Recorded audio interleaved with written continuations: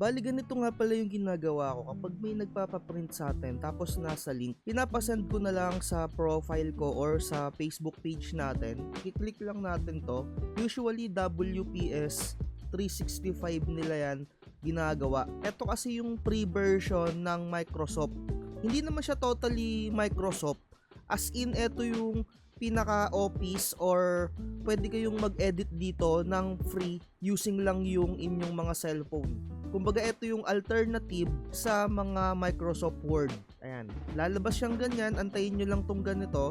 So, dito, wala na kayong iba pang gagawin dito para hindi mababago yung pinaka-details nila. Pwede mo na yung idirekta na ipiprint or pwede nyo rin tong i-download. Meron tong download link dito eh. Hanapin lang natin mga tropa ha.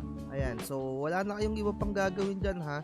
Pero mas maganda na gawin niyo mga tropa. Kapag ka ipiprint nyo yan, meron ditong settings na isi-save mo muna siya as PDF eh. Pero hanapin muna natin. Ulitin lang natin yung pag-click mga tropa ko.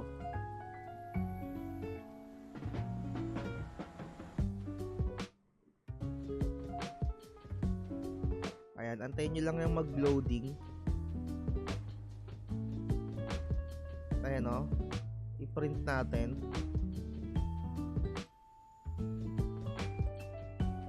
Next natin siya.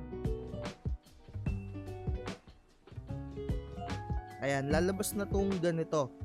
Medyo matagal lang, no? Depende sa internet connection ninyo. Ayan, 'di ba? So dito, mas maganda i-save nyo muna siya as PDF bago nyo siya i-directa na ipiprint para mapakita nyo pa muna sa customer ninyo.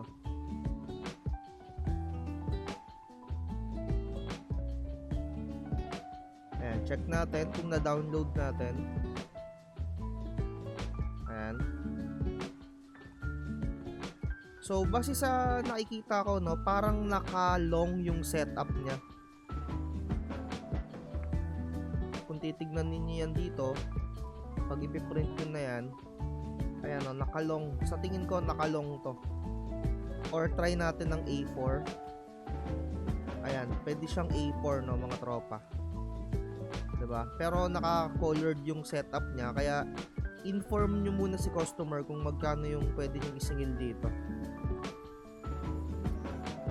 Ayan lang, ganun lang yung gagawin ninyo. Like, share, and subscribe. At lagi ko sinasabi, wag na wag magpapauto.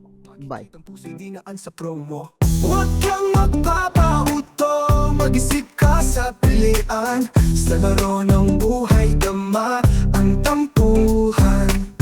Di lahat ng nagpa-hype siguradong totoo. Sariling landas, hanapin mo sa mundo.